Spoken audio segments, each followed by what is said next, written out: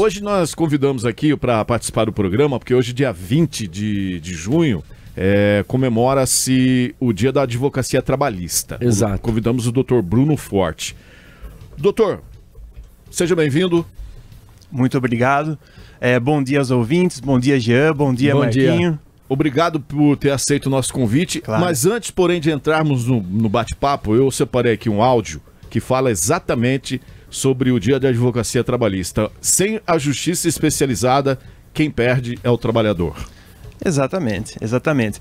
As leis trabalhistas existem justamente para regularizar, na verdade, essa relação entre o empregador e o empregado. Porque se não houvesse, né, se não existissem as leis, cada empregador faria como queria, como bem entendesse, tá? E aí seria um mundo mais complicado ainda do que é hoje. Então as leis de fato precisam existir, mas sempre tem que levar em conta o bom senso, né? Permita soltar o áudio aqui? Claro. Vamos lá, vamos ouvir. 20 de junho é o Dia da Advocacia Trabalhista. Mais do que homenagear uma categoria profissional, a data é um convite a refletir sobre os direitos sociais, o papel da justiça do trabalho e os desafios enfrentados por quem atua na área. Uma das principais vozes nacionais na defesa dos tribunais trabalhistas, a Ordem dos Advogados do Brasil, Seção São Paulo, diz estar atenta a recentes decisões que podem fragilizar o equilíbrio das relações entre empregadores e trabalhadores.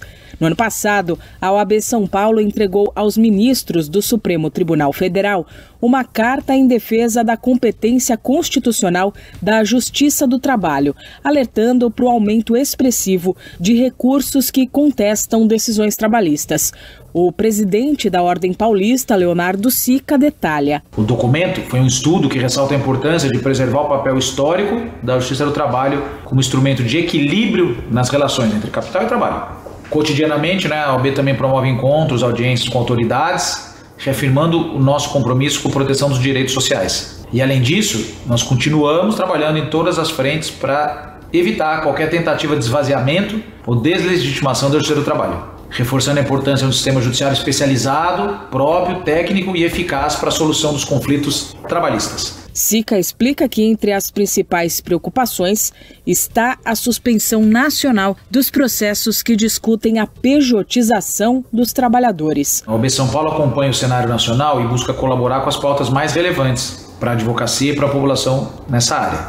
Nós podemos citar como exemplo, por exemplo, o aumento de reclamações contra decisões da Justiça do Trabalho julgadas pelo Supremo Tribunal Federal. No ano passado, o crescimento foi de 65% em relação a 2023, mais de 6 vezes em relação a 2018, que foi o ano seguinte à aprovação da reforma, e com isso o Supremo vem passando a permitir a terceirização da atividade principal das empresas. Então, entre as principais iniciativas, a gente destaca o posicionamento da OAB diante dessas decisões judiciais que fragilizam aquilo que a gente reconhece como a especialização da Justiça do Trabalho, como uma decisão recente, contra a qual nós estamos lutando, do ministro Gilmar Mendes, que suspendeu todos os processos no país que discutem a legalidade da pejotização nas relações do trabalho. Nós reagimos prontamente e lideramos uma mobilização nacional em articulação com outras entidades de classe, inclusive da magistratura e representantes da sociedade civil. Leonardo Sica ressalta que, ao defender a justiça do trabalho, a OAB São Paulo está agindo em favor de toda a sociedade.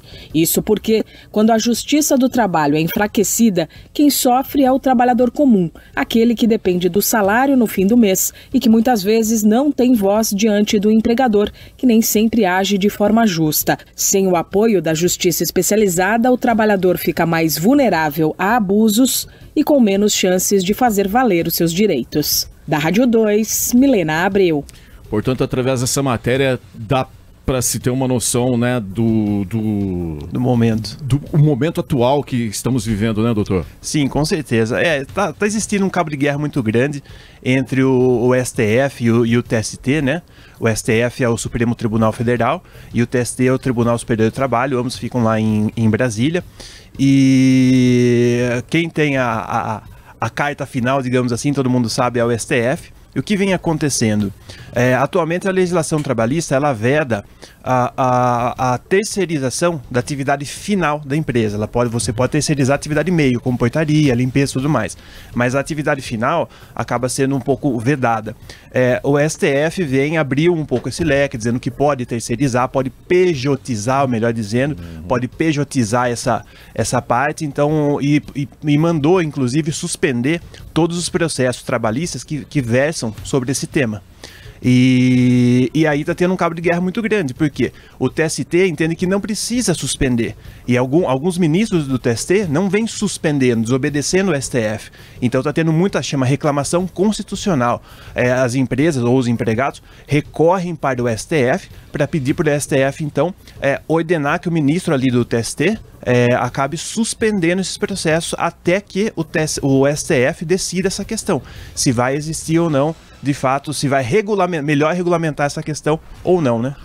Assim como na justiça em geral, na questão da advocacia trabalhista, tem muito processo que às vezes travam o trabalho, que às vezes coisinhas pequenas que só ficam atrapalhando o serviço, às vezes, da justiça, às vezes processos que poderiam ser mais processos mais complexos, que demoram para ser resolvidos, porque tem muita coisinha pouca que as pessoas tudo entram com processo e acaba atrapalhando o serviço. Olha, entrar com processo é um direito constitucional, né? A gente não pode dizer, olha, o seu processo é muito pequeno, então ele não vale a pena.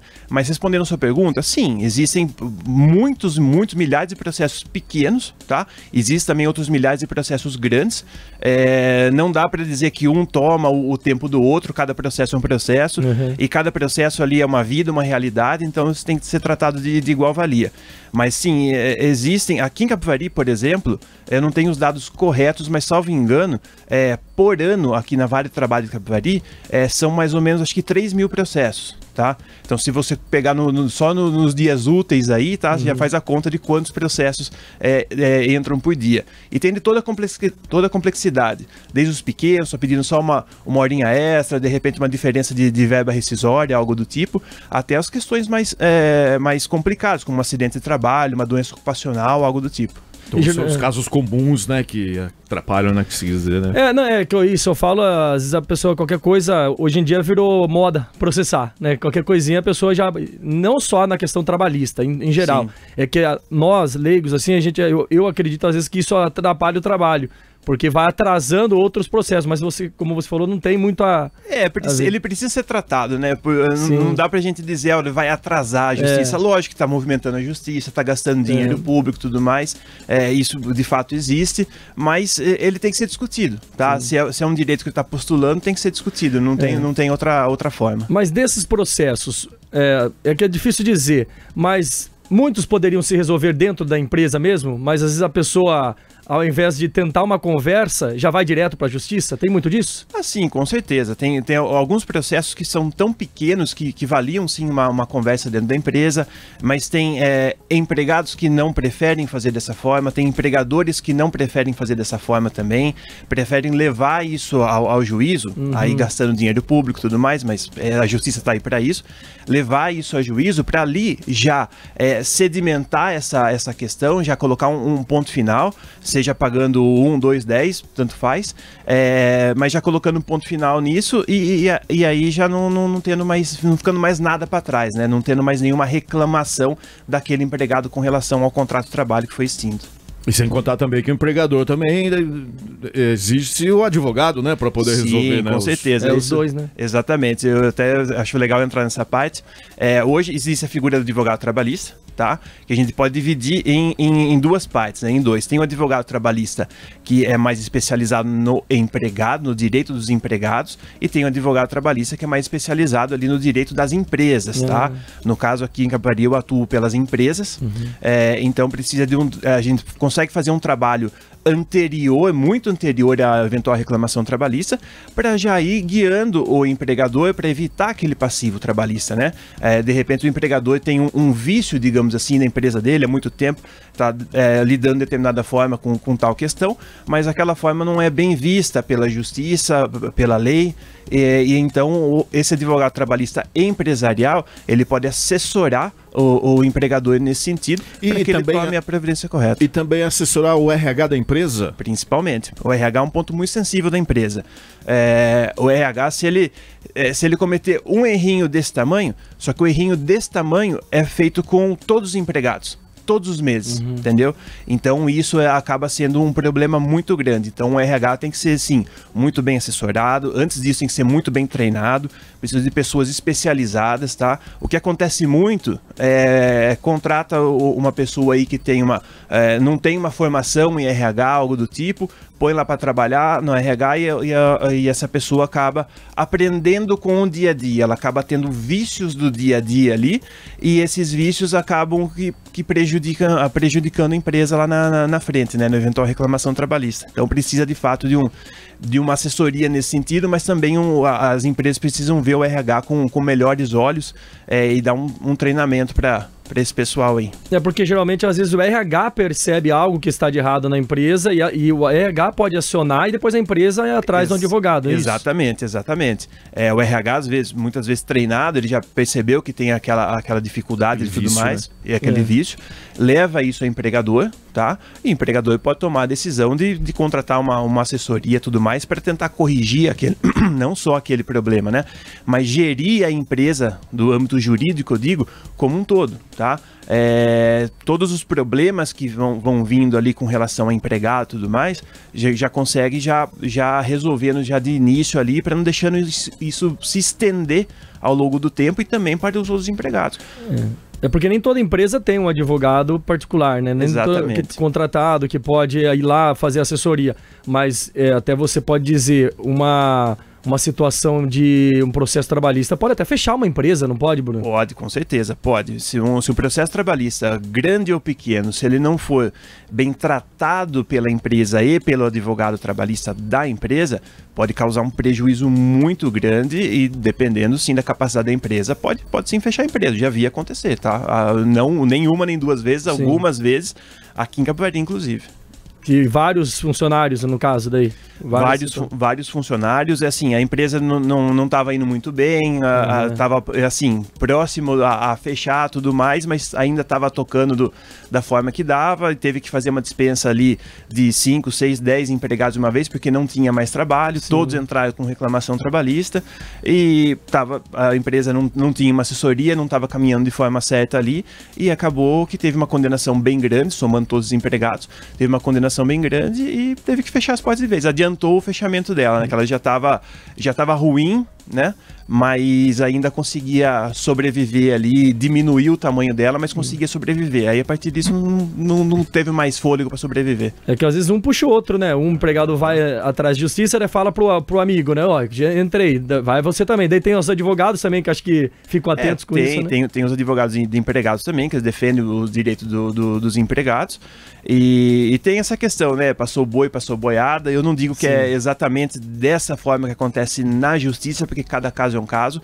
Não é porque vocês dois trabalham aqui que de repente você entrou com uma reclamação trabalhista, você ganhou 10 mil reais, que o Marquinho vai ganhar 10 mil reais também. São coisas totalmente diferentes. Pode ter a mesma função, mas o período é diferente, mas os direitos acabam sendo um pouco diferentes, porque depende do como eram tratados na empresa também, né? Doutor, já que a gente falou sobre pejotização, que nem é um assunto, acredito que novo, né? Praticamente que é atual, né? Podemos dizer. E que vocês estão tendo que ter uma atenção maior, né, relacionado a isso. Como que, por exemplo, o empregador, há a possibilidade dele sofrer também processos, por exemplo, se ele pejotiza determinada área da empresa? Tipo assim, o trabalhador segue ordens e horários definidos ali pela empresa, mesmo sendo PJ. Há a possibilidade de também ele sofrer um processo? Sim, com certeza. Isso é um grande risco, tá? É um grande passivo trabalhista, tá? Por quê? Veja só. Imagine que você tem uma empresa, tá? Seja qual for o tamanho, e você contrata, por exemplo, um gerente. Tá? Pode ser o gerente da empresa toda, ou gerente de determinado setor e tudo mais, e você o contrata como PJ, tá? Ele é um prestador de serviço, uma pessoa jurídica e tudo mais, ele vai emitir nota todos os meses, tudo certinho, maravilhoso. Só que acontece, o dia a dia, você o trata como empregado, tá? Você estipula ali o horário, você estipula as metas, ele tem que prestar contas para você praticamente diariamente. Resumindo, você o trata de fato como empregado. Exclusivo. Exatamente, tem essa questão de exclusividade também.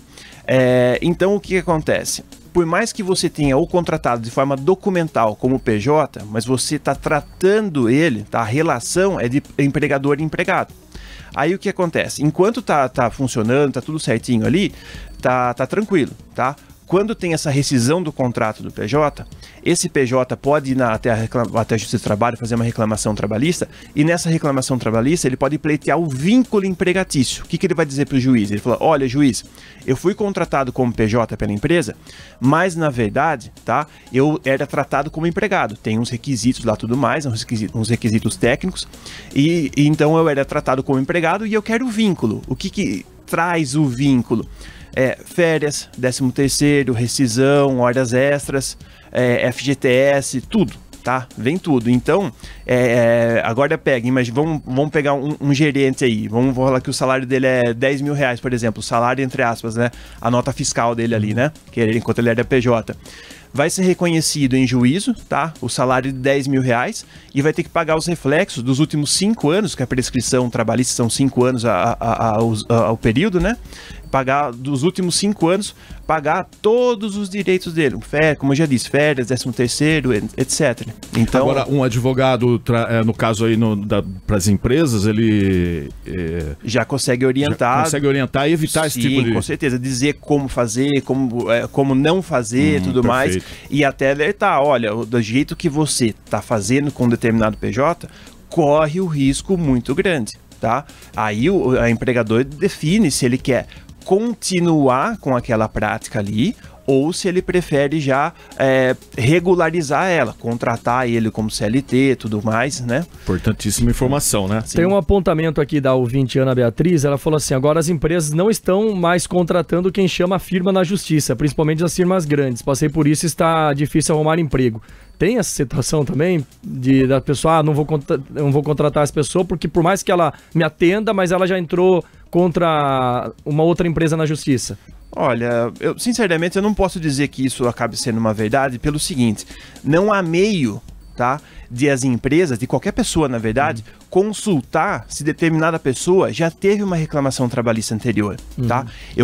Qualquer um consegue consultar os processos trabalhistas que aquela empresa tem. Pega o CNPJ da empresa, consulta lá no site do tribunal, vai aparecer o número de todos os processos. Então, veja, consegue consultar a empresa, os processos trabalhistas que existem contra aquela empresa, mas não tem uma pesquisa, não existe uma pesquisa que você pegue, por exemplo, o CPF do empregado e veja se ele já ajuizou reclamação trabalhista contra alguma empresa. Então, pode ser que exista isso que a ouvinte comentou. Eu, sinceramente, eu nunca ouvi dizer, porque não existe essa pesquisa, né? Puxar a capivara. Exatamente. Pode dizer, mas Capivari é uma cidade pequena, tudo mais, acabam sabendo do outro. Pode existir a situação, mas eu, sinceramente, eu desconheço. A Marta também estava comentando assim, ó, se na hora da audiência a juíza perceber ou tiver prova que o requerente está mentindo, ele pode perder a ação ou é impossível porque a Justiça do Trabalho está sempre do lado do funcionário? Não, assim, isso é uma lenda urbana, né? Dizer que a Justiça do Trabalho está sempre do lado do empregado. A Justiça do Trabalho está ali para dizer o direito, né? Seja de quem for, seja do empregador, seja do empregado. Mas sim, se for qualquer pessoa, tá? Se for qualquer testemunha, eu digo, se for pega mentindo, seja da empresa, seja do empregado, ela pode ser sim processada criminalmente, pagar multa. Já o autor da ação, tá? Se ele for pego mentindo, digamos assim, ele não vai ter um crime, porque o crime é de falso testemunho. Quem comete esse crime então é a testemunha, não as partes do processo, mas ele pode ser multado por litigância de má-fé, por usar a justiça, tá? Movimentar toda a justiça para tentar fomentar uma mentira, para ele ganhar algum dinheiro em cima da mentira. E também a empresa é a mesma coisa, se a empresa estiver mentindo e o juízo perceber que a empresa está mentindo, o juiz também pode multar a empresa por litigância de má-fé, a mesma coisa. E você falou que dos advogados, né, que tem o advogado que é mais especialista em trabalhista, na parte do patrão, do empregador e também do funcionário. Como é essa relação entre os dois advogados? Olha, é assim, eu sempre divido entre a relação de trabalho dos advogados e a relação processual, né? Eu tenho amizade com todos os advogados trabalhistas aqui da cidade, a gente sempre se encontra na Vale do Trabalho ali quando vai fazer as audiências e tudo mais. Então, assim, é uma amizade muito boa, de respeito, tudo mais, troca de informações no seguinte sentido.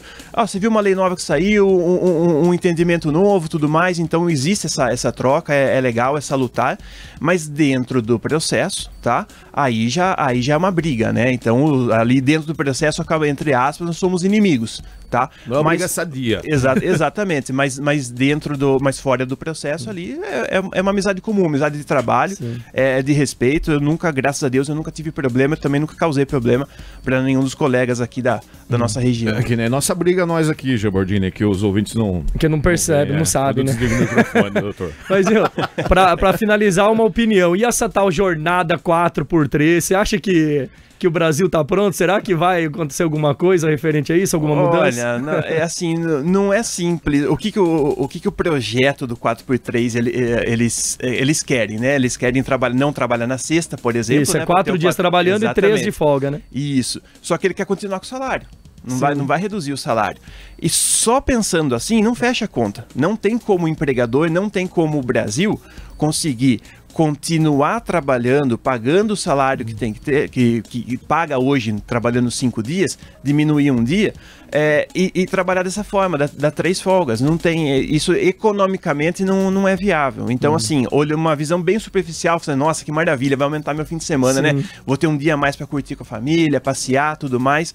Mas na minha visão, não vai acontecer. É mais uma questão que veio para a internet aí para uma histeria, né? Para causar tudo mais, para ter um pouco de ibope aí, mas na minha visão não vai acontecer por questões econômicas. Não estou nem falando de direitos sociais ou algo do tipo, por questões econômicas mesmo. Perfeito. Queremos agradecer. Bruno, volta mais vezes. Volta, sim. Que é um assunto extenso, né? Não, é bastante. Passou bem rápido a hora. Assim que for convidado, eu venho sim. Agradeço o convite aí de vocês, também do seu Carlos aí que me chamou. E eu só quero dar um parabéns especial, que hoje é aniversário do Dr. Leandro Scusiato, que é o meu mentor, tá? Trabalho com ele há 21 anos.